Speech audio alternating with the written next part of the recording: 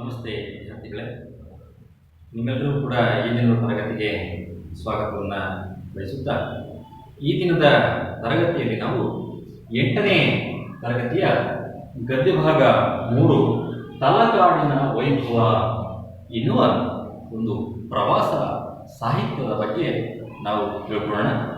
ಈ ತಲಕಾಡಿನ ವೈಭವ ಅಂತಕ್ಕಂತಹ ಒಂದು ಗದ್ಯ ಭಾಗವನ್ನು ಬರೆದವರು ಹಿರೇಮಲ್ಲೂರು ಈಶ್ವರನ್ ಅಂತಕ್ಕಂತಹ ಒಬ್ಬ ಲೇಖಕರು. ಶ್ರೇಷ್ಠ ಕನ್ನಡ ಸಾಹಿತ್ಯದ ಅನೇಕ ಶ್ರೇಷ್ಠ ಲೇಖಕರಲ್ಲಿ ಇವರು ಕೂಡ ಒಬ್ಬರು ಮಕ್ಕಳೇ. ನಿಮಗೆಲ್ಲರೂ ಕೂಡ ಪ್ರವಾಸ ಅಂದರೆ ತುಂಬ ಇಷ್ಟ ಮಕ್ಕಳೇ.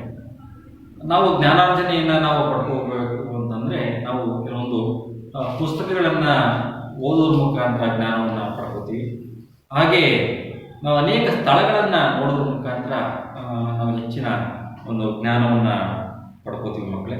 ಸಾಮಾನ್ಯವಾಗಿ ಕೆಲವರು ಒಂದು ಧಾರ್ಮಿಕ ಭಾವನೆಯನ್ನು ಒಳಗೊಂಡಂತೆ ಒಂದು ಪ್ರಕೃತಿಯ ಸೌಂದರ್ಯವನ್ನು ನಾವು ನೋಡಬೇಕು ಅಂತ ಹೇಳಿ, ಅಥವಾ ಒಂದು ಶೈಕ್ಷಣಿಕ ಅರಿವಿನ ದೃಷ್ಟಿಯಿಂದ, ತಿಳುವಳಿಕೆಯ ಒಂದು ದೃಷ್ಟಿಯಿಂದ, ಹಾಗೆ ಒಂದು ಮನೋರಂಜನಾತ್ಮಕವಾಗಿ ಕೆಲವೊಂದು ಸ್ಥಳಗಳನ್ನು ನೋಡಬೇಕು ಅಂತಕ್ಕಂತಹ ಒಂದು ಹಂಬಲದಿಂದ ನಾವು ಪ್ರವಾಸವನ್ನು ಕೈಗೊಳ್ತೇವೆ ಮಕ್ಕಳೇ.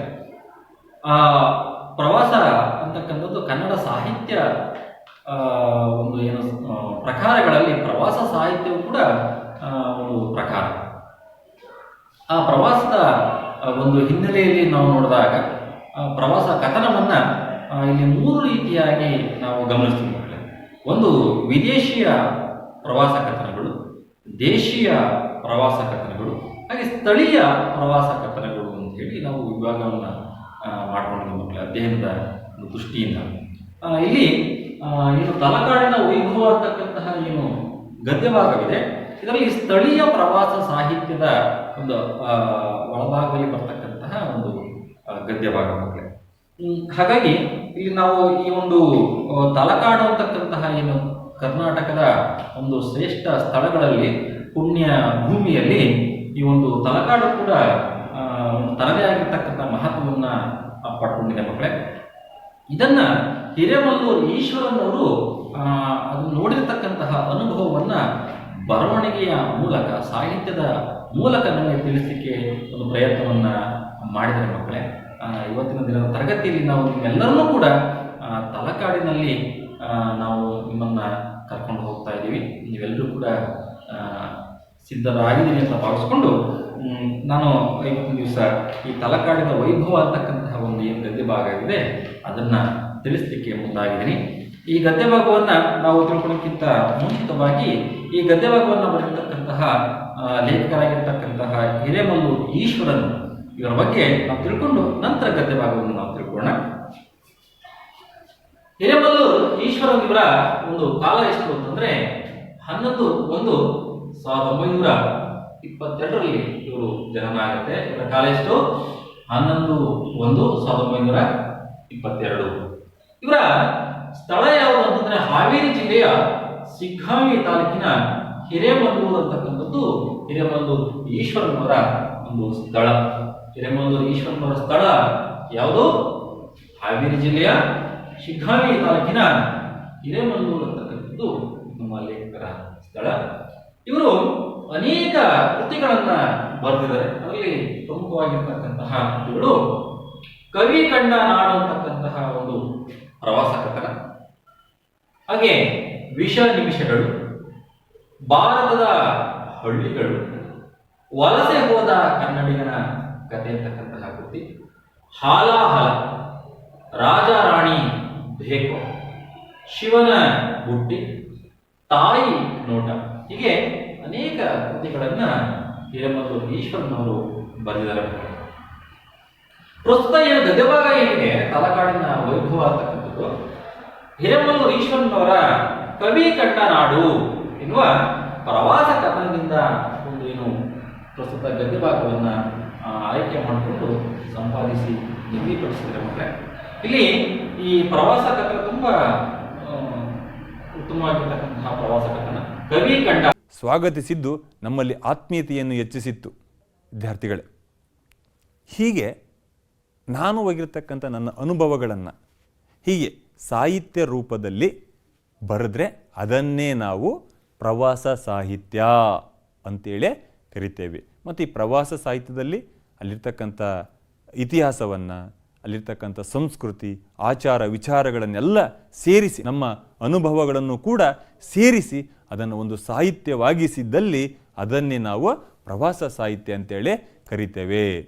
ನಾವು ಇಂದು ಧಾರ್ಮಿಕ ಭಾವನೆ, ಪ್ರಕೃತಿ ವೀಕ್ಷಣೆ, ಶೈಕ್ಷಣಿಕ ಅರಿವು, ಮನೋರಂಜನೆ ಮೊದಲಾದ ಉದ್ದೇಶಗಳಿಗಾಗಿ ರಾಜ್ಯ, ದೇಶ, ವಿದೇಶಗಳ ಪ್ರವಾಸ ಕೈಗೊಂಡು ಲೋಕಾನುಭವ ಪಡೆಯುತ್ತಿದ್ದೇವೆ. ಹಾಗೆಯೇ ಸಾಕಷ್ಟು ಲೇಖಕರು ಪ್ರವಾಸ ಕೈಗೊಂಡು ತಮ್ಮ ಅನುಭವಗಳನ್ನು ಪ್ರವಾಸ ಸಾಹಿತ್ಯ ರೂಪದಲ್ಲಿ ಕೊಡುಗೆಯಾಗಿ ನೀಡಿದ್ದಾರೆ. ಇವು ವಾಚಕರಿಗೆ ಪ್ರವಾಸದ ಪರೋಕ್ಷ ಮಾಹಿತಿಯನ್ನು ದಟ್ಟವಾಗಿ ಕಟ್ಟಿಕೊಡ್ತವೆ. ವಿದ್ಯಾರ್ಥಿಗಳೇ, ನಾವು ಉದ್ದೇಶಪೂರ್ವಕವಾಗಿ ಹೋಗದಿದ್ರೂ ಕೂಡ ಒಂದೊಂದು ಸಲ ಯಾವುದೋ ದೇವಸ್ಥಾನಕ್ಕೆ ಹೋಗಿರ್ತೇವೆ, ಯಾವುದೋ ಮನೋರಂಜನೆಗಾಗಿ ಒಂದು ಪ್ರಕೃತಿ ಉದ್ಯಾನವನ್ನು ವೀಕ್ಷಣೆ ಮಾಡಲಿಕ್ಕೆ ಹೋಗಿರ್ತೇವೆ. ಅಂತಹ ಸಂದರ್ಭದಲ್ಲಿ ಅಲ್ಲಿರ್ತಕ್ಕಂಥ ಅಂಶಗಳನ್ನು ನೆನಪಿಟ್ಕೊಂಡು ಅಲ್ಲಿರ್ತಕ್ಕಂತಹ ಇತಿಹಾಸ ಯಾಕೆ ಇದು ಸುಂದರವಾಗಿದೆ ಇತ್ಯಾದಿ ವಿಚಾರಗಳನ್ನು ಕುರಿತು ನಾವು ಒಂದು ಸಾಹಿತ್ಯ ರೂಪದಲ್ಲಿ ಬರೆದ್ರೆ ಅದನ್ನೇ ನಾವು ಪ್ರವಾಸ ಸಾಹಿತ್ಯ ಅಂತೇಳಿ ಕರಿಬೋದು. ವಿದ್ಯಾರ್ಥಿಗಳೇ, ಈ ಪ್ರವಾಸ ಸಾಹಿತ್ಯದಲ್ಲಿ ಹಲವಾರು ಪ್ರಕಾರಗಳಿರುವುದನ್ನು ನಾವು ನೋಡ್ಬೋದು. ಸ್ಥಳೀಯ ಪ್ರವಾಸ, ದೇಶೀಯ ಪ್ರವಾಸ, ವಿದೇಶಿ ಪ್ರವಾಸ, ಹೀಗೆ 3 ಭಾಗಗಳಾಗಿ ಮಾಡಿ ಅಧ್ಯಯನ ಮಾಡುವಷ್ಟು ಸಮರ್ಥವಾಗಿ ಇಂದು ಪ್ರವಾಸ ಸಾಹಿತ್ಯ ಬೆಳೆದಿದೆ ಅಂತೇಳಿ ಹೇಳ್ಬೋದು ವಿದ್ಯಾರ್ಥಿಗಳೇ. ಹಾಗೆಯೇ ಈ ಕರ್ಕಿ ವೆಂಕಟರಮಣ ಶಾಸ್ತ್ರಿ ಸೂರಿಯವರ ಬರೆದ ದಕ್ಷಿಣ ಯಾತ್ರಾ ಚರಿತೆ ಕನ್ನಡದ ಮೊದಲ ಪ್ರವಾಸ ಗ್ರಂಥ. ವಿದ್ಯಾರ್ಥಿಗಳು ಇದನ್ನು ನೆನ್ಪಿಟ್ಕೊಳ್ಬೇಕು. ಕರ್ಕಿ ವೆಂಕಟರಮಣ ಶಾಸ್ತ್ರಿ ಸೂರಿ ಬರೆದ ದಕ್ಷಿಣ ಯಾತ್ರಾ ಚರಿತ್ರೆ ಕನ್ನಡದ ಮೊದಲ ಪ್ರವಾಸ ಗ್ರಂಥ. ಹಾಗೆಯೇ ವಿ.ಸಿ. ಅವರ ಪಂಪ ಯಾತ್ರೆ ಪ್ರವಾಸ ಕಥನ ಗುಣಲಕ್ಷಣಗಳನ್ನೊಳಗೊಂಡ ಅತ್ಯುತ್ತಮ ಪ್ರವಾಸ ಕಥನ ಅಂತಲೇ ಹೇಳಬಹುದು. ಹಾಗೆಯೇ ಗೋರೂರು ರಾಮಸ್ವಾಮಿ ಅಯ್ಯಂಗಾರರ ಅಮೆರಿಕದಲ್ಲಿ ಗೋರೂರು, ಶಿವರಾಮ್ ಕಾರಂತರ ಅಬುವಿನಿಂದ ಬರಾಮಕ್ಕೆ, ವಿ.ಕೃ. ಗೋಕಾಕರ ಸಮುದ್ರದಾಚೆಯಿಂದ, ಪಾಟೀಲ್ ಪುಟ್ಟಪ್ಪನವರ ನನ್ನದು ಈ ಕನ್ನಡ ನಾಡು, ಇಂತಹ ಪ್ರವಾಸ ಸಾಹಿತ್ಯದಲ್ಲಿ ಹಿರೇಮಲ್ಲೂರು ಈಶ್ವರನ್ ಬರೆದ ಕವಿ ಕಂಡ ನಾಡು ಪ್ರವಾಸ ಕೃತಿಯಿಂದ ಆಯ್ದ ಪಾಠವೇ ಈ ತಲಕಾಡಿನ ವೈಭವ ಎಂತಕ್ಕಂಥ ಒಂದು ಪ್ರವಾಸ ಸಾಹಿತ್ಯದ ಪಾಠ. ಹಾಗಾದರೆ ತಲಕಾಡಿಗೆ ಈ ತಲಕಾಡು ಎಂಬ ಹೆಸರು ಹೇಗೆ ಬಂದಿತು ಎನ್ನುವುದನ್ನು ಒಂದು ವಿಡಿಯೋ ಮೂಲಕ ನೋಡೋಣ. ನೋಡಿ ಮಕ್ಕಳ, ಇದು ಶ್ರೀ ವೀರಭದ್ರಸ್ವಾಮಿ ದೇವಸ್ಥಾನ.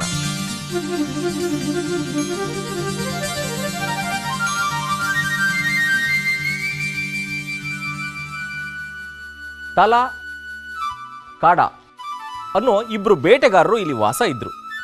ಅವ್ರ ಬಗ್ಗೆ ಇತಿಹಾಸ ಹೇಳ್ತೀನಿ ಬನ್ನಿ. ತಲಕಾಡಿನ ಇತಿಹಾಸದ ಬಗ್ಗೆ ನಾವು ತಿಳ್ಕೊಳ್ಳೋಣ. ತಲಕಾಡು ಅನ್ನೋ ಹೆಸರು ಹೇಗ್ ಬಂತು ಅಂತ ಗೊತ್ತಾ? ಗೊತ್ತಿಲ್ಲ ಮಾವ.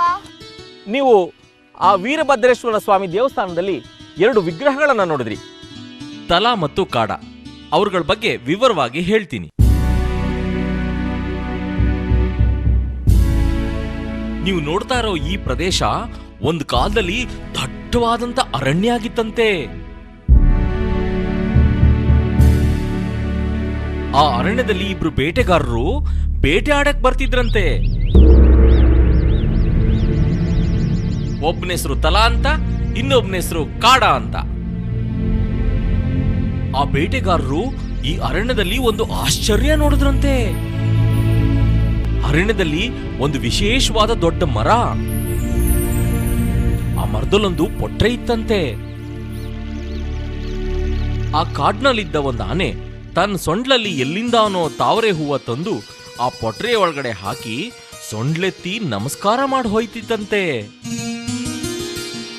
ಆಗ ಬೇಟೆಗಾರರಿಗೆ ಆಶ್ಚರ್ಯ ಆಯ್ತಂತೆ. ಈ ಆನೆ ಏಕೆ ತಾವರೆ ಹೂವನ್ನ ಮರದ ಪೊಟ್ರೆಗೆ ಹಾಕ್ತು ಅಂತ ಕುತೂಹಲ ಉಂಟಾಯ್ತಂತೆ. ಆ ಮರದಲ್ಲಿ ಏನೋ ಇರಬೇಕು ಅಂತ ಅವರು ಆ ಮರದ ಪೊಟ್ರೆ ಇರೋ ಜಾಗನ ಸೀಳಿದ್ರಂತೆ. ಮರ ಸೀಳಿದ ಮೇಲೆ ಅಲ್ಲಿ ಆ ಬೇಟೆಗಾರರಿಗೆ ಇನ್ನೂ ದೊಡ್ಡ ಆಶ್ಚರ್ಯ ಕಾದಿತ್ತಂತೆ. ಆ ಮರದ ಒಳಗಡೆ ಒಂದು ಶಿವಲಿಂಗ ಇತ್ತಂತೆ. ಈಶ್ವರ ಮರದೊಳಗೆ ನೆಲೆಸಿ ಆ ಬೇಟೆಗಾರರಿಬ್ಬರಿಗೆ ದರ್ಶನ ಕೊಟ್ಟದ್ರಿಂದ ತಲಾ ಮತ್ತು ಕಾಡ ಅನ್ನೋ ಈ ಇಬ್ಬರು ಬೇಟೆಗಾರರ ಹೆಸರೇ ಈ ಪ್ರದೇಶಕ್ಕೆ ಉಂಟಾಗಿ ತಲಕಾಡು ಅಂತ ಕರೆಸ್ಕೊಳ್ಳೋದಕ್ಕೆ ಶುರುವಾಯಿತು.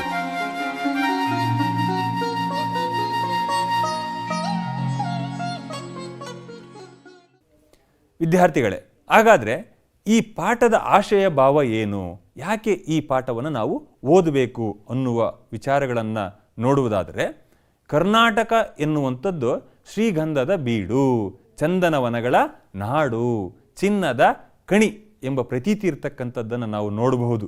ಇಲ್ಲಿ ಚಾಲುಕ್ಯ, ಹೊಯ್ಸಳ ಮುಂತಾದ ಶೈಲಿಗಳ ದೇವಾಲಯಗಳು ಹೇರಳವಾಗಿರುವುದರಿಂದ ಕರ್ನಾಟಕ ದೇವಾಲಯಗಳ ನಾಡು ಎಂದು ಪ್ರಸಿದ್ಧವಾಗಿರ್ತಕ್ಕಂಥದ್ದು. ಕರ್ನಾಟಕದ ತಲಕಾಡು ಪ್ರಕೃತಿ ಸೌಂದರ್ಯದಿಂದ ಕೂಡಿರುವುದರ ಜೊತೆಗೆ ರಾಜಮನೆತನಗಳ ಇತಿಹಾಸವನ್ನು, ದೇವಾಲಯಗಳ ಸೌಂದರ್ಯವನ್ನು, ವೈಭವವನ್ನು ಹೊಂದಿರತಕ್ಕಂಥದ್ದು ಬಹಳ ವಿಶಿಷ್ಟವಾಗಿರ್ತಕ್ಕಂಥದ್ದು. ತಲಕಾಡಿನ ಸಾಮಾಜಿಕ, ರಾಜಕೀಯ, ಧಾರ್ಮಿಕ ಸ್ಥಳ ಪುರಾಣವನ್ನು ತಿಳಿಸುತ್ತಾ ಸಮಗ್ರ ಇತಿಹಾಸವನ್ನು ವಿದ್ಯಾರ್ಥಿಗಳ ಮನಮಿಡಿಯುವಂತೆ ಪ್ರೇರೇಪಿಸುವುದು ಈ ಪಾಠದ ಆಶಯವಾಗಿದೆ. ಹಾಗೆಯೇ ತಲಕಾಡಿನ ಪಂಚ ಶಿವಾಲಯಗಳು ಆಸ್ತಿಕರ ಚಿತ್ತವನ್ನು ಗಮನ ಸೆಳೆಯುವಲ್ಲಿ ಮಹತ್ವದ ಪಾತ್ರವಹಿಸಿವೆ ಅಂತಲೇ ಹೇಳಬಹುದು. ಹಾಗೆಯೇ ತಲಕಾಡಿನ ಸಾಮಾಜಿಕ, ರಾಜಕೀಯ, ಧಾರ್ಮಿಕ ಸ್ಥಳ ಪುರಾಣವನ್ನು ತಿಳಿಸುತ್ತಾ ಸಮಗ್ರ ಇತಿಹಾಸವನ್ನು ವಿದ್ಯಾರ್ಥಿಗಳಿಗೆ ಮನಮಿಡಿಯುವಂತೆ ಪ್ರೇರೇಪಿಸುವುದು ಈ ಪಾಠದ ಒಂದು ಆಶಯವಾಗಿದೆ ಅಂತೇಳಿ ಹೇಳ್ಬೋದು. ವಿದ್ಯಾರ್ಥಿಗಳೇ, ಈ ಪಾಠವನ್ನು ಬರೆದಿರ್ತಕ್ಕಂತಹ ಕವಿ ಪರಿಚಯವನ್ನು ಮಾಡಿಕೊಳ್ಳೋಣ. ಈ ಪಾಠವನ್ನು ಬರೆದಿರ್ತಕ್ಕಂಥವರು ಹಿರೇಮಲ್ಲೂರು ಈಶ್ವರನ್ ಅವರು. ಹಿರೇಮಲ್ಲೂರು ಈಶ್ವರನ್ ಅವರು ಕ್ರಿಸ್ತ ಶಕ 1922ರಲ್ಲಿ ಹಾವೇರಿ ಜಿಲ್ಲೆಯ ಶಿಗ್ಗಾವಿ ತಾಲೂಕಿನ ಹಿರೇಮಲ್ಲೂರು ಎಂಬ ಊರಿನಲ್ಲಿ ಜನಿಸಿದ್ದಾರೆ.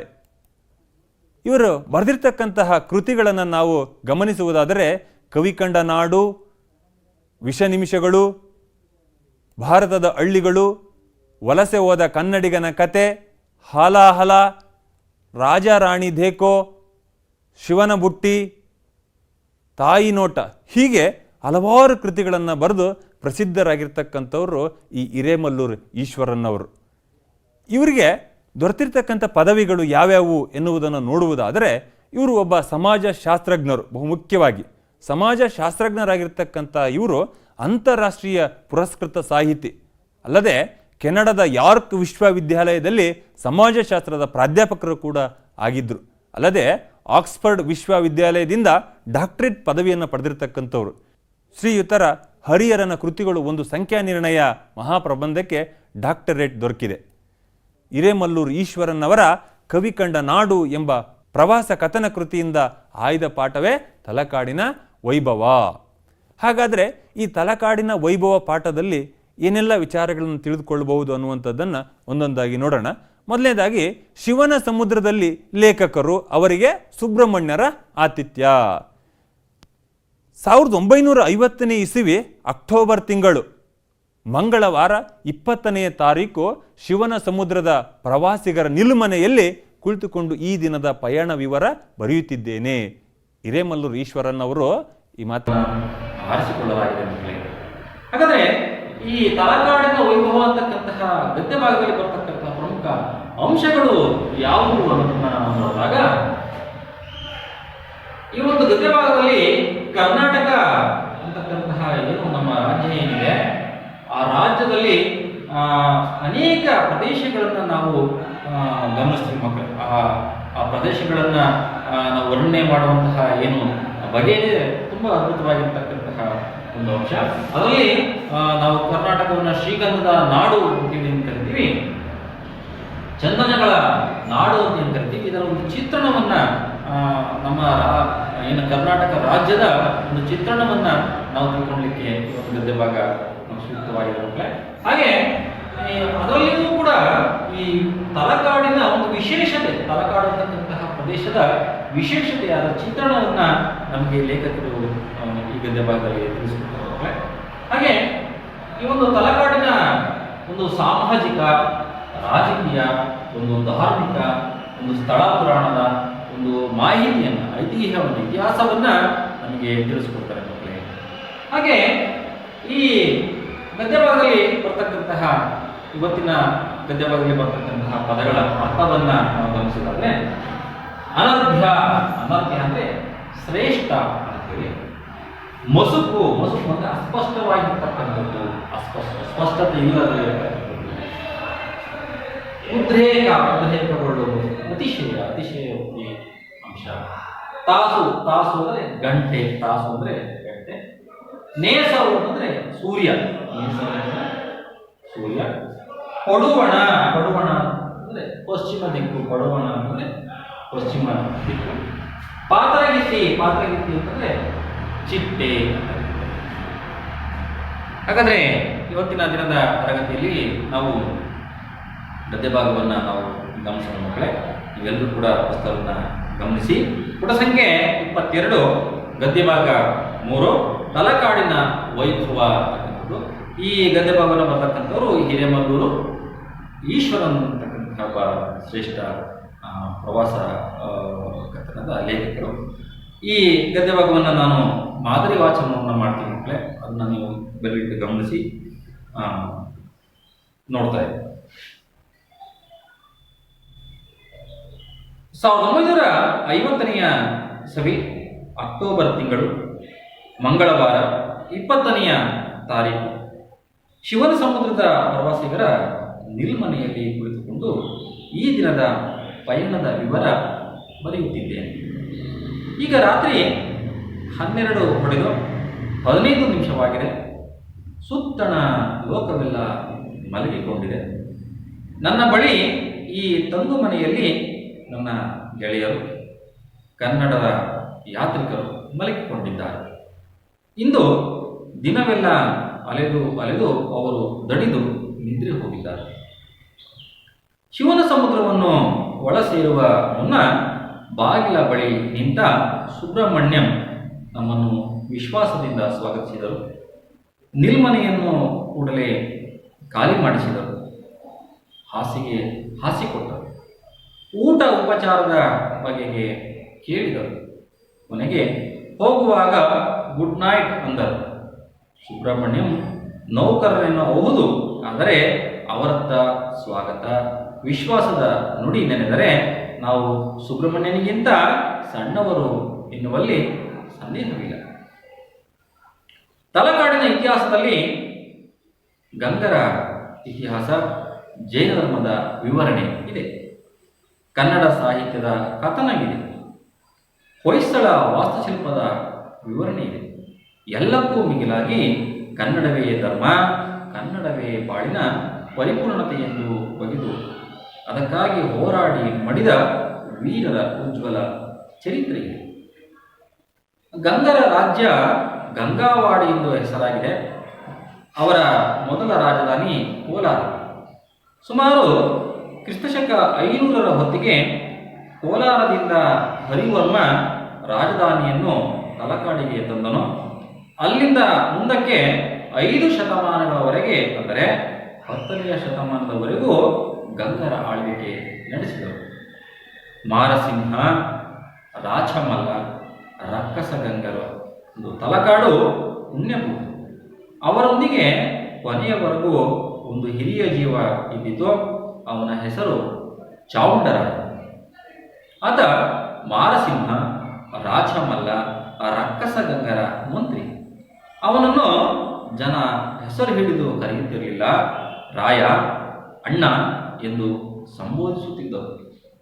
ಅವನಿಗೆ ಕನ್ನಡದ ಏಳಿಗೆಯ ಹಂಬಲವೇ ಹಂಬಲ. ಸ್ವತಃ ಕವಿ ಚಾವುಂಡರಾಯ ಪುರಾಣ ಎಂಬ ಹೆಸರಿನ 63 ಪುಣ್ಯ ಪುರುಷರ ಚರಿತ್ರೆ ಅವನು ಕನ್ನಡಕ್ಕೆ ಕೊಟ್ಟ ಕಾಣಿಕೆ.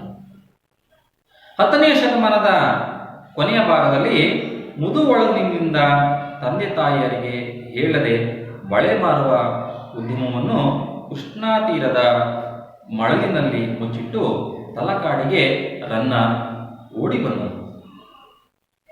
ಏನೋ ನಂಬಿ ಬಂದ ತಲಕಾಡಿನ ಮಣ್ಣನ್ನು. ಇಲ್ಲಿ ರಾಯನಿದ್ದಾನೆ, ಅತ್ತಿಮಬ್ಬೆ ಇದ್ದಹಳೆ, ಅಜಿತ ಸೇನಾ ಗುರುಗಳ ಶಿಷ್ಯವೃಂದವಿದೆ. ಅದು ಕಲಶ್ರೀ ವಿಹರಿಸುವ ನಂದನವನ. ಗಂಗವಾಡಿಯು ಹಬ್ಬಿ ಕನ್ನಡದ ಬಾವುಟವನ್ನು ಬಿತ್ತಾರದ ಬಾನಿನೆಡೆ ಹಾರಿಸುತ್ತಾ ಓಹೋ ಕನ್ನಡ ನಾಡು, ಆಹಾ ಕನ್ನಡ ನುಡಿ, ಹಾರಿಸಿ ತೋರಿಸಿ ಕೆಚ್ಚಲೆಯ ಬಾವುಟ ಎಂದು ಹಾಡುತ್ತಿರುವ ಹೊತ್ತಿಗೆ ಚೋಳ ದೇಶದ ಕಡೆಯಿಂದ ಬಿರುಗಾಳಿ ಬೀಸಿತು. ಚೋಳರು ಬಂದರು, ಗುಡಿ ಗೋಪುರಗಳನ್ನು ಕಟ್ಟಿಸಿದರು. ರಾಜೇಶ್ವರ, ವೈಕುಂಠನಾರಾಯಣ, ಮರಳೇಶ್ವರ, ಪಾತಾಳೇಶ್ವರ, ವೈದ್ಯೇಶ್ವರ ಗುಡಿಗಳನ್ನು ಕಟ್ಟಿಸಿದರು. 1116 ವಿಷ್ಣುವರ್ಧನ ದೊರೆಯ ಆಳ್ವಿಕೆ ಪ್ರಾರಂಭವಾಯಿತು. ವಿಷ್ಣುವರ್ಧನ ದೊರೆಯ ಕಾರ್ಯವನ್ನು ಕೇಳುತ್ತೀರಾ? ವಿಕ್ರಮ ಚೋಳನ ಸೇನಾನಿ ಆದಿ ಯಮನನ್ನು ಮನೆಗೆ ಕಳುಹಿಸಿ ಹೊಯ್ಸಳರ ಕನ್ನಡ ಬಾವುಟವನ್ನು ಹಾರಿಸಿ ಗೆಲುವಿನ ಸ್ಮಾರಕವಾಗಿ ತಲಕಾಡಿನ ನೆಲದ ಮೇಲೆ ವಿಜಯನಾರಾಯಣನ ಒಂದು ಗುಡಿ ಕಟ್ಟಿ ಮನೆಗೆ ಬಂದು ಗೆಲುವಿನ ಕಥನವನ್ನು ಬಣ್ಣಿಸಿದರು. ಹೊಯ್ಸಳರು ಹೋದ ನಂತರ ವಿಜಯನಗರದ ರಾಯರು ಬಂದರು, ಮೈಸೂರಿನ ಒಡೆಯರು ಬಂದರು. ಆದರೆ ಯಾರು ಬಂದರೇನು, ಯಾರು ಹೋದರೇನು? ತಿರುಗುವ ಕಾಲಚಕ್ರವನ್ನು ನಿಲ್ಲಿಸುವುದಕ್ಕೆ ಯಾರಿಗೆ ಸಾಧ್ಯ? ತಲಕಾಡಿಗೆ ಕೆಟ್ಟ ಹೊತ್ತು ಕಾಯ್ದುಕೊಂಡು ಕುಳಿತಿದೆ. ತಪ್ಪಿಸಲು ಏನು ತಪಸ್ಸು ಮಾಡಿದರೂ ಸಾಧ್ಯವೇ ಇಲ್ಲವಾಗಿದೆ. ಇವತ್ತಿನ ಗದ್ಯಭಾಗ ಮಕ್ಕಳೇ ಇಲ್ಲಿವರೆಗೆ ಇರಲಿ. ನೋಡಿ, ಈ ಗದ್ಯಭಾಗ ತುಂಬ ಅದ್ಭುತವಾಗಿರ್ತಕ್ಕಂತಹ ಗದ್ಯಭಾಗ, ಒಂದು ಪ್ರವಾಸ ಕಥನ. ಲೇಖಕರು ಈ ತಲಕಾಡಿನ ಒಂದು ಪ್ರದೇಶದ ಒಂದು ಸಾಮಾಜಿಕ, ಧಾರ್ಮಿಕ, ಒಂದು ಐತಿಹ್ಯದ, ಒಂದು ಪುರಾಣದ ಇತಿಹಾಸವನ್ನು ಬಿತ್ತಾರಗೊಳ್ಳುತ್ತಾ ಅನೇಕ ಮಾಹಿತಿಯನ್ನು ನಮ್ಮ ಮುಂದೆ ಹಂಚಿಕೊಂಡಿದ್ದಾರೆ ಮಕ್ಕಳೇ. ನೋಡಿ, ಹಿರೇಮಲ್ಲೂರು ಈಶ್ವರನವರು ಒಂದು ಸಾರಿ ಅವರು ತಲಕಾಡಿಗೆ ತಮ್ಮ ಸ್ನೇಹಿತರೊಂದಿಗೆ ಹೋಗ್ತಾರೆ ಮಕ್ಕಳೇ. ಅದು ಯಾವಾಗ ಅಂತಂದರೆ 1950ರಲ್ಲಿ ಅಕ್ಟೋಬರ್ ತಿಂಗಳಲ್ಲಿ ಅವರು ಮಂಗಳವಾರ 20ನೇ ತಾರೀಕು ಅಂಥೇಳಿ ಅವರು ತನ್ನ ಬರವಣಿಗೆಯಲ್ಲಿ ಅವರು ಬರೀತಾರೆ ಮಕ್ಕಳೇ. ಶಿವನ ಸಮುದ್ರದ ಒಂದು ಪ್ರವಾಸಿಗರ ಒಂದು ನಿಲ್ಮನೆಯಲ್ಲಿ ಕುಳಿತುಕೊಂಡು ಇವತ್ತು ಏನೆಲ್ಲ ಒಂದು ನೋಡಿದ್ವಿ, ಆ ಪ್ರಯಾಣ ಮಾಡಿರ್ತಕ್ಕಂತಹ ಅನೇಕ ಅಂಶಗಳನ್ನು ಸಾಹಿತ್ಯ ರೂಪದಲ್ಲಿ ಅವರು ದಾಖಲೆಯನ್ನು ಮಾಡ್ತಾರೆ ಮಕ್ಕಳೇ. ನಿಲ್ಮನೆ ಅಂತಂದರೆ ಪ್ರವಾಸಿಗರು ಒಂದು ಉಳಿದುಕೊಳ್ಳಲಿಕ್ಕೆ ಬೇಕಾಗಿರ್ತಕ್ಕಂಥ ಒಂದು ಸ್ಥಳವನ್ನು ನಿಲ್ಮನೆ ಅಂತೇಳಿ ಕರೀತಾರೆ. ಇಲ್ಲಿ ಇವತ್ತಿನ ಒಂದು ನೋಡಿರ್ತಕ್ಕಂಥ ಗಮನಿಸಿರ್ತಕ್ಕಂಥ ಅನೇಕ ಅಂಶಗಳನ್ನು ಅವರು ಬರೆಯೋದಕ್ಕೆ ಪ್ರಾರಂಭ ಮಾಡ್ತಾರೆ ಲೇಖಕರು. ನೋಡಿ ಏನೆಲ್ಲ ಅಂಶಗಳನ್ನು ನಮ್ಮ ಮುಂದೆ ಹಂಚ್ಕೋತಾರೆ ಅನ್ನೋದಾದರೆ, ಈಗ ರಾತ್ರಿ 12 ಹೊಡೆದು 15 ನಿಮಿಷವಾಗಿದೆ. 12 ಗಂಟೆ ಮಧ್ಯರಾತ್ರಿ 12 ಗಂಟೆ ಆಗಿ ಇವತ್ತಿನ ಬೆಳಗಿನ ಜಾವ ಆಗಬೇಕು. ನಂತರದ ದಿನ ಏನು ನೋಡಬೇಕು, ಏನು ಪ್ರಯಾಣ ಮಾಡಬೇಕು, ಏನನ್ನು ನೋಡಬೇಕು, ಗಮನಿಸಬೇಕು ಅನ್ನೋ ಒಂದು ಅಂಶದಲ್ಲೇ ಇವರು ತೊಡಗಿದ್ದಾರೆ. ಸೂತಣ ಲೋಕವೆಲ್ಲ ಮಲಗಿಕೊಂಡಿದೆ. ಎಲ್ಲರೂ ಕೂಡ ಚಿರನಿದ್ರೆಯಲ್ಲಿ ಅವರು ಮಲ್ಕೊಂಡಿದ್ದಾರೆ. ನನ್ನ ಬಳಿ ಈ ತಂಗು ಮನೆಯಲ್ಲಿ ನನ್ನ ಗೆಳೆಯರು, ಕನ್ನಡ ಯಾತ್ರಿಕರು ಮಲಗಿಕೊಂಡಿದ್ದಾರೆ. ಲೇಖಕರ ಜೊತೆಗೆ ಅವರ ಸ್ನೇಹಿತರುಗಳು ಮತ್ತು ಅನೇಕ ಪ್ರವಾಸಿಗರು ಅಲ್ಲಿ ಇದ್ದಾರೆ. ಇಂದು ದಿನವೆಲ್ಲ ಅಲೆದು ಅವರು ದಣಿದು ನಿದ್ರೆ ಹೋಗಿದ್ದಾರೆ. ಎಲ್ಲರೂ ಕೂಡ ಆ ಪ್ರವಾಸದಲ್ಲಿ ಏನೋ ಅನೇಕ ಅಂಶಗಳನ್ನು ಗಮನಿಸಿ ಸುತ್ತಾಡಿ ಅವರಿಗೆ ಸುಸ್ತಾಗಿದೆ. ಹಾಗಾಗಿ ಎಲ್ಲರೂ ಕೂಡ ನಿದ್ರೆಯಲ್ಲಿದ್ದಾರೆ. ಅದರ ಲೇಖಕರು ಮಾತ್ರ ಎಚ್ಚರವಾಗಿಯೇ ಇರುವಂಥದ್ದನ್ನು ಹೇಳ್ಕೊತಾರೆ. ಶಿವನ ಸಮುದ್ರವನ್ನು ಬಳಸಿರುವ ಮುನ್ನ ಬಾಗಿಲ ಬಳಿ ನಿಂತ ಸುಬ್ರಹ್ಮಣ್ಯ ನಮ್ಮನ್ನು ವಿಶ್ವಾಸದಿಂದ ಸ್ವಾಗತಿಸಿದರು. ಅವರೇನು ಪ್ರವಾಸಕ್ಕೆ ಹೊರಟಂತಹ ಸಂದರ್ಭದಲ್ಲಿ ಶಿವನ ಸಮುದ್ರಕ್ಕೆ ಅವರು ಬರ್ತಾರೆ. ಅಲ್ಲಿ ಅವರ ಸೇವಕರಾಗಿರ್ತಕ್ಕಂತಹ ಸುಬ್ರಹ್ಮಣ್ಯಂ ಅಂತಕ್ಕಂಥ ಒಬ್ಬ ವ್ಯಕ್ತಿ ಇವರನ್ನು ತುಂಬ ಆತ್ಮೀಯವಾಗಿ ವಿಶ್ವಾಸದಿಂದ ಅವರನ್ನು ಬರಮಾಡ್ಕೊಳ್ತಾರೆ. ಅಲ್ಲಿ ಇರಲಿಕ್ಕೆ ಏನು ವ್ಯವಸ್ಥೆ ಏನೇನು ಬೇಕೋ ಊಟ ವಸತಿ ಅದನ್ನೆಲ್ಲವೂ ಕೂಡ ಅವರು ಮಾಡಿಕೊಡ್ತಾರೆ. ಮಲಗಕ್ಕೆ ಹಾಸಿಗೆಯನ್ನು ಕೊಡ್ತಾರೆ ಮತ್ತು ಊಟವನ್ನು ಮಾಡಲಿಕ್ಕೆ ಅವರಿಗೆ ಏನೆಲ್ಲ ಉಪಚಾರಗಳನ್ನು ಮಾಡಬೇಕು ಅದೆಲ್ಲವನ್ನೂ ಕೂಡ ಮಾಡ್ತಾರೆ. ಕೊನೆಗೆ ಒಂದು ಶುಭರಾತ್ರಿ ಅಂತಲೂ ಕೂಡ ಅವರು ಹೇಳಿ ಹೊರಟು ವಿಶ್ವಾಸದಿಂದ ಆತ್ಮೀಯವಾಗಿ ಅವರು ಹೋಗ್ತಾರೆ ಮಕ್ಕಳು. ಅಂದರೆ ಅವರ ಒಂದು ಆತ್ಮೀಯತೆ ವಿಶ್ವಾಸವನ್ನು ಗಮನಿಸಿ ಲೇಖಕರು ಅವರ ಬಗ್ಗೆ ಒಂದು ಗೌರವವನ್ನು ಅವರು ತಾಳ್ತಾರೆ. ಒಂದು ಈ ತಲಕಾಡಿನ ಒಂದು ಇತಿಹಾಸ ಏನಿದೆ, ಆ ತಲಕಾಡಿನ ಒಂದು ಪ್ರದೇಶದ ಇತಿಹಾಸದ ಬಗ್ಗೆ ಸವಿವರವಾಗಿ ಅವರು ಲೇಖಕರಿಗೆ ಹೇಳ್ಕೊಡ್ತಾರೆ. ಈ ತಲಕಾಡು ಅಂತಕ್ಕಂತಹ ಪ್ರದೇಶ ಏನಿದೆ, ಇತಿಹಾಸದ ಒಂದು ಗಮನಿಸಿದಾಗ ನೀವು ಇತಿಹಾಸ ಪಾಠವನ್ನು ಓದುವಾಗ ತಲಕಾಡಿನ ಗಂಗರು ಅಂತಲೇ ನೀವು ಆ ಪಾಠದ ನೀವು ಗಮನಿಸ್ತೀರಿ ಮಕ್ಕಳು. ಈ ಪ್ರವಾಸದ ಒಂದು ಐತಿಹ್ಯದಲ್ಲಿ ತಲಕಾಡಿನ ವಿಶೇಷತೆ ಬಗ್ಗೆ ಅದರ ಬಗ್ಗೆ ಲೇಖಕರು ಹೇಳ್ಕೊತಾರೆ. ಇದು ಗಂಗರ ಇತಿಹಾಸವನ್ನ ಹೇಳುವಂತಹ ಒಂದು ಪುಣ್ಯಭೂಮಿ. ಹಾಗೆ ಜೈನ ಧರ್ಮದ ಒಂದು ಪವಿತ್ರವಾಗಿರ್ತಕ್ಕಂಥ ಸ್ಥಳ ಅಂತಾನೆ ಇದನ್ನ ಕರೀತಾರೆ ಮಕ್ಕಳೇ. ಹಾಗೆ ಕನ್ನಡ ಸಾಹಿತ್ಯದ ಒಂದು ಕಥನವಿದೆ. ಕನ್ನಡ ಸಾಹಿತ್ಯದಲ್ಲಿ ಈ ತಲಕಾಡಿಗೆ ಬಂದು ಅನೇಕ ಸಾಹಿತ್ಯವನ್ನ ಬರೆದಿರ್ತಕ್ಕಂತಹ ಕವಿವರ್ಯರ ಒಂದು ಮಹತ್ವದ ಒಂದು ಪುಣ್ಯಭೂಮಿ ಇದು. ಹಾಗೆ ಹೊಯ್ಸಳ ವಾಸ್ತುಶಿಲ್ಪದ ವಿವರಣೆ ಇದೆ. ಅಲ್ಲಿ ಏನು ಅನೇಕ ದೇವಾಲಯಗಳು ಏನಿದ್ದಾವೆ ಆ ದೇವಾಲಯಗಳು ಒಂದು ವಾಸ್ತುಶಿಲ್ಪದ ಒಂದು ವಿವರಣೆಯನ್ನು ನೀಡ್ತವೆ. ಅದರಲ್ಲೂ ಕೂಡ ಕರ್ನಾಟಕದ ಹೊಯ್ಸಳರ ಒಂದು ಕಲೆಯ ವಾಸ್ತುಶಿಲ್ಪದ ಬಗ್ಗೆ ಸವಿವರವಾಗಿ ಅಲ್ಲಿನ ದೇವಾಲಯಗಳ ನಮಗೆ ಕಥೆಯನ್ನ ಹೇಳ್ತವೆ ಮಕ್ಕಳೇ. ಅದಕ್ಕೂ ಕೂಡ ಎಲ್ಲವಕ್ಕೂ ಮಿಗಿಲಾಗಿ ಒಂದು ಕನ್ನಡವೇ ಧರ್ಮ, ಕನ್ನಡವೇ ಬಾಳಿನ ಪರಿಪೂರ್ಣತೆ ಎಂದು ಬಗೆದು ಅದಕ್ಕಾಗಿ ಹೋರಾಡಿ ಮಡಿದ ವೀರರ ಉಜ್ವಲ ಚರಿತ್ರೆ ಇದೆ. ಕನ್ನಡ ನಾಡಿನಲ್ಲಿ ಏನು ರಾಜರ ಆಳ್ವಿಕೆ ಅಂತಕ್ಕಂಥದ್ದು ಏನಿತ್ತು, ಅವತ್ತಿನ ಸಂದರ್ಭದಲ್ಲಿ ರಾಜಾಶ್ರಯವನ್ನ ಏನು ಅನೇಕ ಕವಿಗಳು ಪಡ್ಕೊಂಡಿದ್ರು. ಅವರು ಸಾಹಿತ್ಯದ ರಚನೆಯ ಮೂಲಕ ನಮ್ಮ ಈ ತಲಕಾಡಿನ ಒಂದು ಪ್ರದೇಶದ ಒಂದು ವಿಶೇಷತೆಯನ್ನ ಹೇಳ್ತಾರೆ ಮಕ್ಕಳೇ. ಹಾಗೆ ಗಂಗರ ರಾಜ್ಯ ಗಂಗಾವಾಡಿ ಎಂದು ಹೆಸರಾಗಿದೆ. ಈ ಗಂಗಾವಾಡಿ ಅಂತಕ್ಕಂತಹ ಒಂದು ಏನು ಸ್ಥಳ ಏನಿದೆ ಇದು ಗಂಗರ ಇತಿಹಾಸದ ಚರಿತ್ರೆಯಲ್ಲಿ ಬಹಳ ಉನ್ನತವಾಗಿರ್ತಕ್ಕಂತಹ ಒಂದು ಸ್ಥಳ. ಇದರ ಮೊದಲ ರಾಜಧಾನಿ ಕೋಲಾರ. ಗಂಗಾವಾಡಿಯ ಮೊದಲ ರಾಜಧಾನಿ ಯಾವುದು? ಕೋಲಾರ. ಸುಮಾರು 500ರ ಹೊತ್ತಿಗೆ ಕೋಲಾರದಿಂದ ರವಿವರ್ಮ ಅಂತಕ್ಕಂಥವನು ರಾಜಧಾನಿಯನ್ನ ತಲಕಾಡಿಗೆ ಬದಲಾವಣೆಯನ್ನ ಮಾಡ್ತಾನೆ. ಏನು ಗಂಗರ ಇತಿಹಾಸವನ್ನ ನೋಡ್ತಾ ಏನು ಹೋಗ್ತೀವಿ, ಅವರ ಮೊದಲ ರಾಜಧಾನಿ ಗಂಗಾವಾಡಿ. ಅದರಲ್ಲಿ ಗಂಗರ ಒಂದು ಏನು ಹರಿವರ್ಮ ಅಂತಕ್ಕಂತಹ ಏನು ರಾಜ ಇದ್ದ, ಅವನು ಕ್ರಿಸ್ತಶಕ 500ರಲ್ಲಿ ಅವರು ತಲಕಾಡಿಗೆ ರಾಜಧಾನಿಯನ್ನ ಬದಲಾವಣೆಯನ್ನ ಮಾಡ್ತಾನೆ. ಒಂದು ರಾಜರ ಒಂದು ಆಳ್ವಿಕೆಯ ದೃಷ್ಟಿಯಿಂದ ಅವನು ಬದಲಾವಣೆಯನ್ನು ಮಾಡ್ತಾನೆ. ಅಲ್ಲಿಂದ ಮುಂದಕ್ಕೆ ಸುಮಾರು 500 ವರ್ಷಗಳವರೆಗೆ ಅಂದರೆ ಸುಮಾರು 5ನೇ ಶತಮಾನದಿಂದ 10ನೇ ಶತಮಾನದವರೆಗೂ ಕೂಡ ಈ ಒಂದು ತಲಕಾಡಿನಲ್ಲಿ ಒಂದು ಗಂಗರ ಆಳ್ವಿಕೆ ಅಂತಕ್ಕಂಥದ್ದು ನಡೆದು ಹೋಗುತ್ತೆ ಮಕ್ಕಳೇ. ಆ ಗಂಗರ ಆಳ್ವಿಕೆಯಲ್ಲಿ ಏನೆಲ್ಲ ಬದಲಾವಣೆಗಳು ಆಯಿತು, ಆ ಒಂದು ತಲಕಾಡಿನಲ್ಲಿ ಏನೆಲ್ಲ ಅಂಶಗಳು ಹೊರಗಡೆ ಬಂತು, ಅವರು ಏನು ದೇವಾಲಯಗಳ ಬಗ್ಗೆ ಅವರಿಗೆ ರಾಜಶ್ರೀ ಕೊಟ್ಟಂತಹ ಒಂದು ಕವಿವರಿಯರು ಅದನ್ನು ನೋಡಿರ್ತಕ್ಕಂಥ ಹಾಡಿರ್ತಕ್ಕಂಥ ಅನೇಕ ಅಂಶಗಳ ಬಗ್ಗೆ ನಮಗೆ ಮಾಹಿತಿಯನ್ನು ಲೇಖಕರು ಕೊಡ್ತಾರೆ ಮಕ್ಕಳೇ. ಅದರಲ್ಲಿಯೂ ಕೂಡ ಗಂಗರ ಶ್ರೇಷ್ಠ ದೊರೆಗಳಾಗಿರ್ತಕ್ಕಂತಹ ಮಾರಸಿಂಹ, ರಾಚಮಲ್ಲ, ರಕ್ಕಸ ಗಂಗರ ಒಂದು ತಲಕಾಡು ಪುಣ್ಯಭೂಮಿ ಅಂತಲೇ ನಮಗೆ ಲೇಖಕರು ಇತಿಹಾಸದ ಗಂಗರ ಆಳ್ವಿಕೆಯಲ್ಲಿ ಅನೇಕ ರಾಜರುಗಳು ಉತ್ತಮವಾಗಿರ್ತಕ್ಕಂಥ ಆಳ್ವಿಕೆ ಹೆಸರಿನಲ್ಲಿ ಬಂದಿರತಕ್ಕಂಥವರು, ಅವರ ಬಗ್ಗೆ ನಮಗೆ ಅನೇಕ ಅಂಶಗಳನ್ನ ಹೇಳ್ತಾರೆ ಮಕ್ಕಳೇ. ಜೊತೆಗೆ ಅವರೊಂದಿಗೆ ಅವರ ಜೊತೆಗೇನೆ ಮಂತ್ರಿಯಾಗಿ ಇದ್ದಂಥವನು ಯಾರಪ್ಪ ಅಂತಂದರೆ ಚಾವುಂಡರಾಯ ಗಂಗರ ಒಂದು ಶ್ರೇಷ್ಠ ಮಂತ್ರಿ. ಅನೇಕ ರಾಜರ ಜೊತೆಗೇನೆ ಇದ್ದು ಆ ಒಂದು ಇಡೀ ಒಂದು ತಲಕಾಡಿನ ಒಂದು ಆಳ್ವಿಕೆಯನ್ನ ಹಿಡಿದಿರ್ತಕ್ಕಂತಹ ಚುಕ್ಕಾಣಿಯನ್ನು ಹಿಡಿದಿರ್ತಕ್ಕಂತಹ ರಾಜರುಗಳಿಗೆ ಒಂದು ಮಾರ್ಗದರ್ಶನವನ್ನು ಮಾಡಿರ್ತಕ್ಕಂಥವನು ಆತ. ಮಾರಸಿಂಹ ರಾಚಮಲ್ಲ ರಕ್ಕಸ ಗಂಗರ ಮಂತ್ರಿ. ಅವನನ್ನು ಜನ ಹೆಸರಿಡಿದು ಕರೆದಿರಲಿಲ್ಲ, ರಾಯ, ಅಣ್ಣ ಎಂದು ಸಂಬೋಧಿಸುತ್ತಿದ್ದರು. ಚಾವುಂಡರಾಯನನ್ನ ಯಾರು ಕೂಡ ಚಾವುಂಡರಾಯ ಅಂತ ಹೇಳಿ ಕರೀತಾ ಇರಲಿಲ್ಲ. ರಾಯ, ಅಣ್ಣ ಅಂತಕ್ಕಂತಹ ಒಂದು ಆತ್ಮವಿಶ್ವಾಸದಿಂದ ಎಲ್ಲರೂ ಕೂಡ ಕರೀತಾ ಇದ್ರು.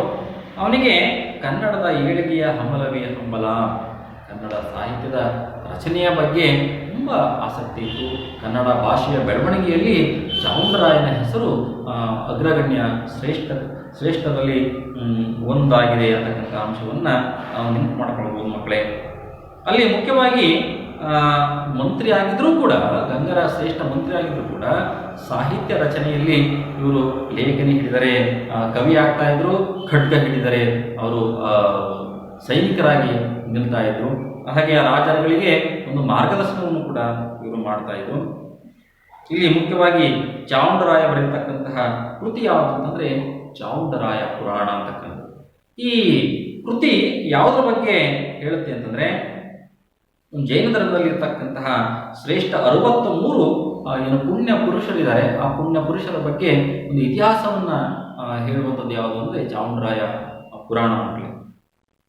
10ನೇ ಶತಮಾನದ ಹೊತ್ತಿಗೆ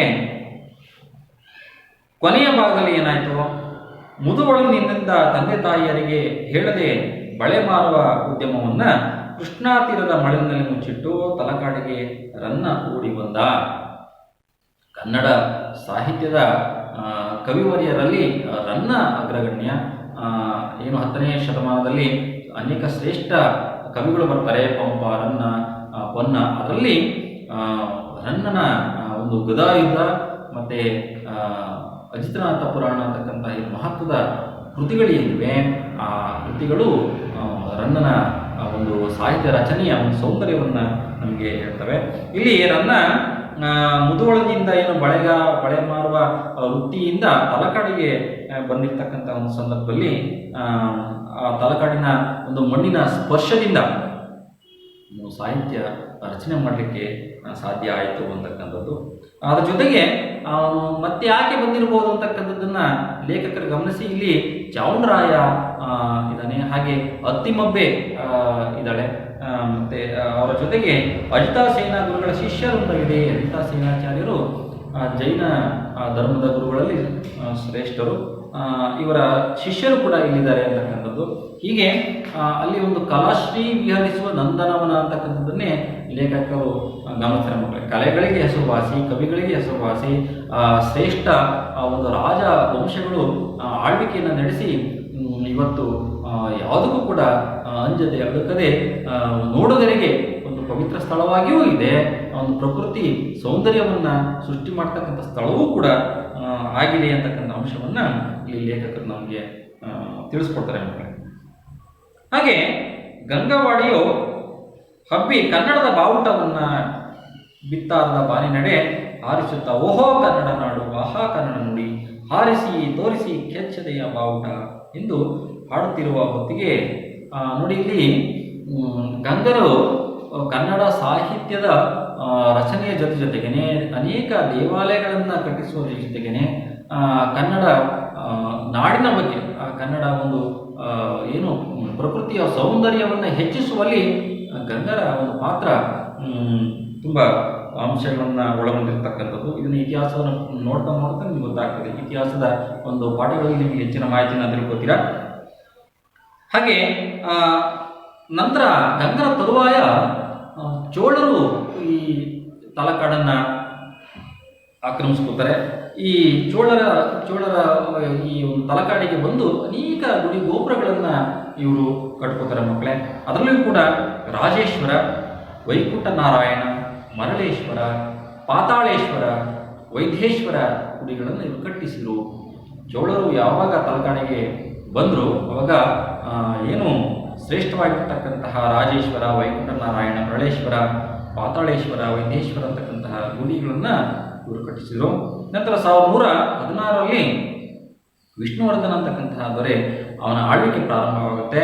ವಿಷ್ಣುವರ್ಧನ ದೊರೆಯ ಒಂದು ಕಾರ್ಯದ ಬಗ್ಗೆ ನಾವು ಮೆಚ್ಚುಗೆಯನ್ನು ವ್ಯಕ್ತಪಡಿಸಲೇಬೇಕು. ಮತ್ತು ವಿಕ್ರಮ ಚೋಳನ ಒಂದು ಸೇನಾನಿ ಆದಿಯಮನನ್ನ ಮನೆಗೆ ಕಳುಹಿಸಿ ಹೊಯ್ಸಳರ ಒಂದು ಕನ್ನಡ ಬಾವುಟವನ್ನು ಹಾರಿಸಿ ಗೆಲುವಿನ ಸ್ಮಾರಕವಾಗಿ ತಲಕಾಡಿನ ಒಂದು ನೆಲದ ಮೇಲೆ ವಿಜಯನಾರಾಯಣನ ಗುಡಿಯನ್ನು ಕಟ್ಟಿ ಮನೆಗೆ ಬಂದು ಗೆಲುವಿನ ಕಥನವನ್ನು ಬಣ್ಣಿಸಿದರು. ಇಲ್ಲಿ ಒಂದು ವಿಜಯನಾರಾಯಣ ಅಂತಕ್ಕಂತಹ ದೇವಸ್ಥಾನ ತಲಕಾಡಿನಲ್ಲಿದೆ. ಆ ದೇವಸ್ಥಾನದ ಒಂದು ಮಹತ್ವವನ್ನು ಲೇಖಕರು ನಮಗೆ ಗಮನಿಸ್ತಾರೆ. ಹಾಗೆ ಹೊಯ್ಸಳರು ಹೋದ ನಂತರ ಈ ಒಂದು ಪ್ರದೇಶ ಏನಾಯಿತು ಅಂತಂದರೆ ವಿಜಯನಗರದ ಒಂದು ರಾಜರು ಇದನ್ನು ಆಳ್ವಿಕೆ ಮಾಡಿದರು. ಅವರ ತರುವಾಯ ಮೈಸೂರಿನ ಒಡೆಯರು ಈ ಒಂದು ತಲಕಾಡಿನ ಒಂದು ಪ್ರದೇಶ ಏನಿದೆ ಅದನ್ನು ಆಕ್ರಮಿಸ್ಕೋತಾರೆ. ಮತ್ತು ಅದರ ಜೊತೆಗೆ ಯಾರು ಎಷ್ಟೇ ರಾಜರು ಕೂಡ ಬಂದರೂ ಹೋದರೂ ಕೂಡ ಈ ಒಂದು ಏನು ಕಾಲದ ಸಮಯದ ಒಂದು ನಿಟ್ಟಿನಲ್ಲಿ ತಲಕಾಡಿಗೆ ಒಂದು ಕೆಟ್ಟು ಹೊತ್ತು ಬಂತು ಅಂತಕ್ಕಂಥ ಒಂದು ಅಂಶವನ್ನು ಲೇಖಕರು ಹೇಳ್ತಾರೆ ಮಕ್ಕಳೇ. ಅಂದರೆ ಈ ತಲಕಾಡಿನ ಒಂದು ಇತಿಹಾಸದ ಬಗ್ಗೆ, ಮಹತ್ವದ ಬಗ್ಗೆ, ಅದರ ವೈಭವವನ್ನು ಲೇಖಕರು ನಿಮಗೆ ಈ ಪ್ರವಾಸದ ಕಥನದ ಮೂಲಕ, ಅವರು ನೋಡಿರ್ತಕ್ಕಂಥ ಅಂಶದ ಮೂಲಕ, ಸ್ಥಳದ ಮಹಿಮೆಯನ್ನು ನಮಗೆ ತಿಳಿಸ್ಕೊಡ್ಲಿಕ್ಕೆ ಮುಂದಾಗಿದೆ ಮಕ್ಕಳೇ. ಇವತ್ತಿನ ದಿನದ ತರಗತಿಯಲ್ಲಿ ಇಷ್ಟು ಅಂಶವನ್ನು ನೀವು ಗಮನಿಸಬೇಕು. ಈ ಗದ್ಯ ಭಾಗವನ್ನು ಒಂದ್ಸರಿ ತುಂಬ ಚೆನ್ನಾಗಿ ಓದ್ಕೋಬೇಕು ಮಕ್ಕಳೇ. ಓದ್ಕೊಂಡ ನಂತರ ಇವತ್ತಿನ ಗದ್ಯ ಭಾಗದಲ್ಲಿ ಏನೆಲ್ಲ ಅಂಶಗಳನ್ನು ನೀವು ತಿಳ್ಕೊಳ್ರಿ ಅಂತಕ್ಕಂತಹ ಅಂಶವನ್ನು ನೋಡಿ, ಈ ಒಂದು ಪ್ರಶ್ನೆಗಳನ್ನು ನೀವು ಬರೆದು ಉತ್ತರವನ್ನು ತರಬೇಕು. ಶಾಲೆಗೆ ಬರುವಾಗ ತರಬೇಕು ಮಕ್ಕಳೇ. ನೋಡಿ, ಇವತ್ತಿನ ತರಗತಿಯಲ್ಲಿ ಗಂಗರ ಇತಿಹಾಸದ ವಿಶೇಷತೆ ಏನು ಅಂತಕ್ಕಂಥ ಏನೋ ಅಂಶವನ್ನು ನೀವು ತಿಳ್ಕೊಂಡ್ರಿ, ಅದನ್ನು ನೀವು ಕಲಿತು ಬರ್ಕೊಂಡು ಮುಂದಿನ ತರಗತಿಯಲ್ಲಿ ತರಬೇಕು ಮಕ್ಕಳೇ. ಹಾಗೆ ಈ ಗದ್ಯ ಭಾಗದಲ್ಲಿ ಬರತಕ್ಕಂತಹ ಏನು ಲೇಖಕರಿಂದ ಹಿರಿಯಮಲ್ಲೂರು ಈಶ್ವರನ್ ಏನಿದ್ದಾರೆ, ಇವರ ಒಂದು ಕವಿಕವರ ಕೃತಿಯ ಪರಿಚಯವನ್ನು ನೀವು ಚೆನ್ನಾಗಿ ತಿಳ್ಕೊಂಡು ಅದರ ವಾಕ್ಯ ರೂಪದಲ್ಲಿ ಬರೆಯುವುದನ್ನು ಅಭ್ಯಾಸ ಮಾಡಬೇಕು. ಪರೀಕ್ಷಾ ದೃಷ್ಟಿಯಿಂದ ಇವೆರಡು ಪ್ರಶ್ನೆಗಳು ಈ ಒಂದು ಗದ್ಯ ಭಾಗದಲ್ಲಿ ನೀವು ಗಮನಿಸಬೇಕು ಮಕ್ಕಳೇ. ಇವತ್ತಿನ ದಿನದ ತರಗತಿಯನ್ನು ನಾವು ಹೀಗೆ ಮುಕ್ತಾಯವನ್ನು ಮಾಡ್ತಾ ಇದ್ದೀವಿ. ಇದೇ ತರಗತಿಯ ಒಂದು ಮುಂದುವರೆದ ಭಾಗವನ್ನು ಮುಂದಿನ ದಿನದಲ್ಲಿ ನಾವು ತಿಳ್ಕೊಳ್ಳೋಣ ಮಕ್ಕಳೇ. ಧನ್ಯವಾದಗಳು. हिमाचल की खूबसूरत वादियों का तो अब अपनी यात्रा को आगे बढ़ाते हुए हम वापस लौट आए हैं अपने प्लेन्स पर और आज हम जा रहे हैं तलकड़। यह एक बेहद प्राचीन स्थान है जहाँ की रेत में दबे हुए हैं कई अति प्राचीन मंदिर।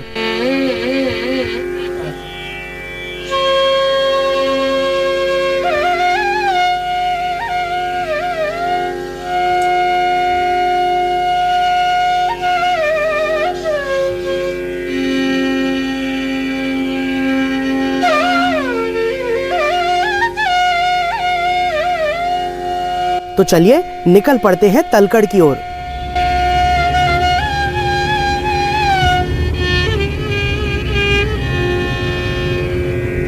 तलकड़ एक रेगिस्तान नुमा स्थान है जो कर्नाटक में बैंगलोर से 133 किलोमीटर की दूरी पर कावेरी नदी के तट पर स्थित है। जैसे जैसे हम तलकड़ की ओर बढ़ रहे हैं, सड़क के दोनों तरफ दिखाई देने लगी है रेगिस्तान नुमा रेत।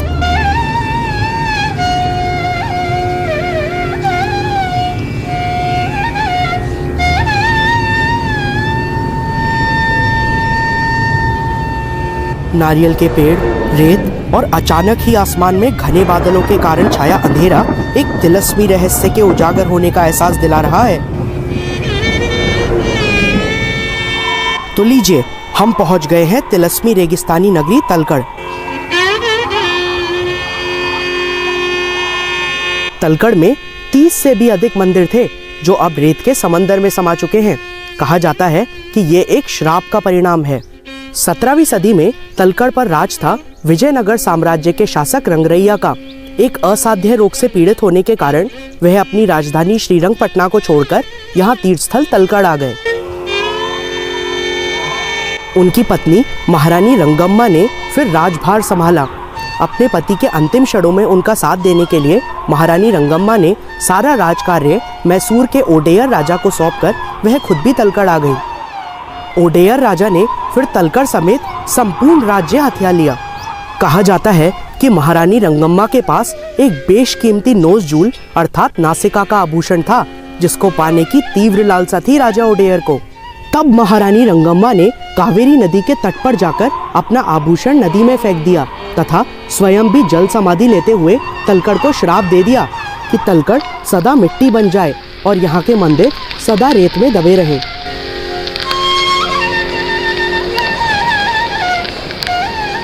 उसी क्षण से तलकड़ का स्वरूप बदल गया और संपूर्ण नगर रेत में समा गया।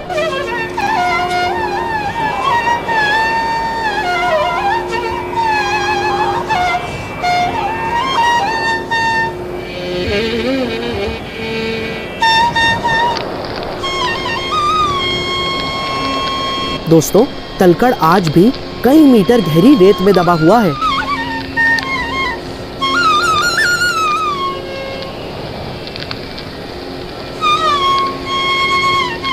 सरकार व लोकल टेम्पल ट्रस्ट द्वारा मंदिरों को नियमित रूप से रेत से बाहर निकाला जाता है, किंतु 1 माह के भीतर ही वे दोबारा रेत में समा जाते हैं।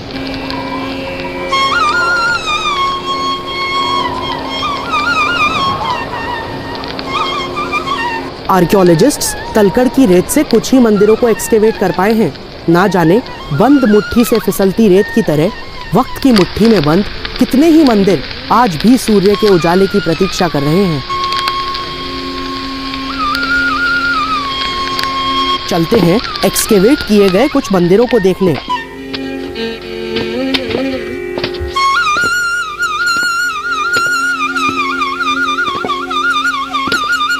पीछे छूटते हमारे पदचिन्ह कुछ समय बाद रेत में ही विलुप्त होकर कैद हो जाएंगे तलकड़ के इतिहास में।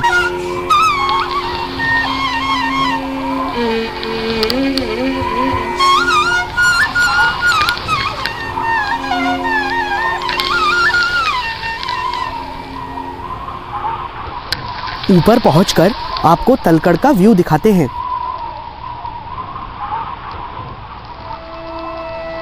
हम देख सकते हैं एक्सकेवेट किए गए मंदिरों की कुछ शिलाएं। इन्हें क्रमांकित कर व्यवस्थित कर वापस मंदिर के मूल स्वरूप में लाया जाएगा।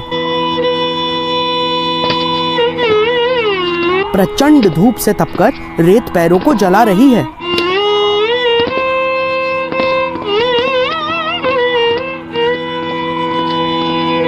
रेगिस्तान में नखलिस्तान की तरह ही अचानक प्रकट हो गए हैं काजू के वृक्ष।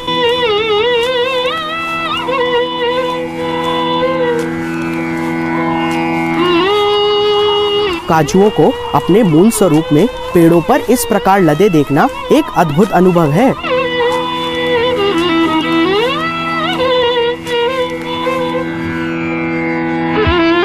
हम पहुंच गए हैं मरुलेश्वर स्वामी मंदिर में।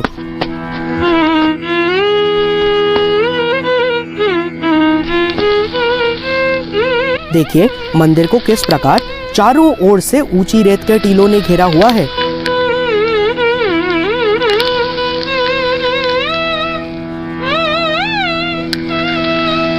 इन्हीं ऊंचे टीलों के कारण मंदिर नीचे बैठा हुआ सा प्रतीत होता है।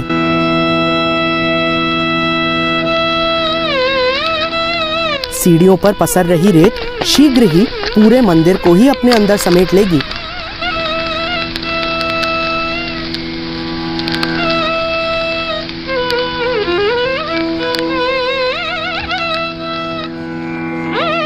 तलकड़ का विवरण संस्कृत के दलवंड पुराण में भी मिलता है, जिसमें इसे गंग साम्राज्य से जोड़ा गया है। गंग राजाओं का राज्याभिषेक तलकड़ में ही होने के कारण तलकड़ का एक विशेष महत्व है।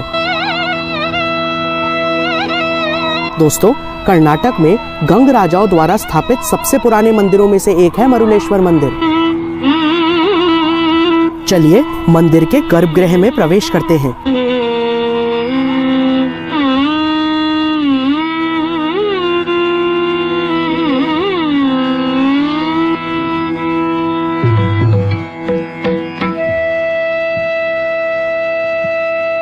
यहाँ स्थापित है एक विशाल व भव्य शिवलिंग।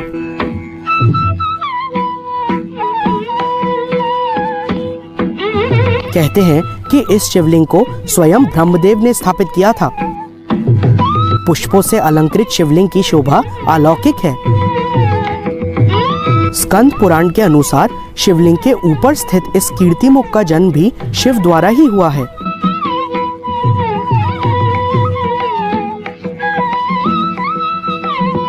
आदि अनंत भोलेनाथ के समान ही इस मंदिर की दिव्यता भी अनंत है।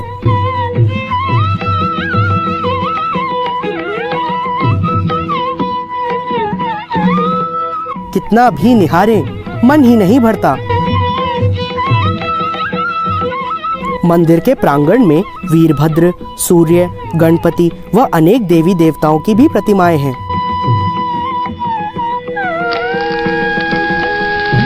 रेत का प्रभाव इतना प्रचंड होता है कि यह मंदिर के साथ साथ इसके गोपुरम अर्थात शिखर तक को भी ढक लेती है।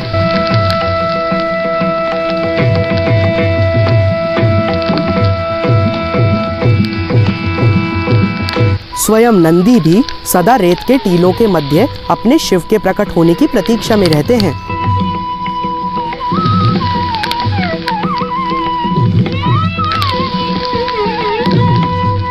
आर्कियोलॉजिकल सर्वे ऑफ इंडिया के द्वारा यहाँ एक्सकेवेशन किया जाता है।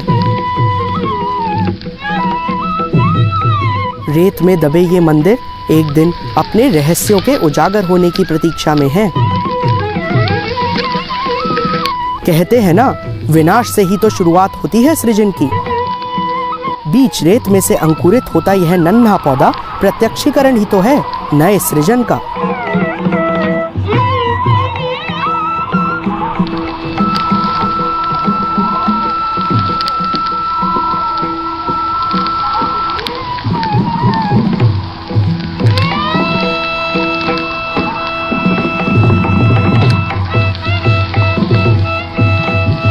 मैं सोच रहा हूँ कि रेत में दबे ये मंदिर ही इतने सुंदर हैं, तो सदियों पूर्व बसा नगर तलकड़ कैसा अद्भुत रहा होगा। तलकड़ भी शायद इंतजार कर रहा है अपनी खोई हुई भव्यता के उजागर होने का।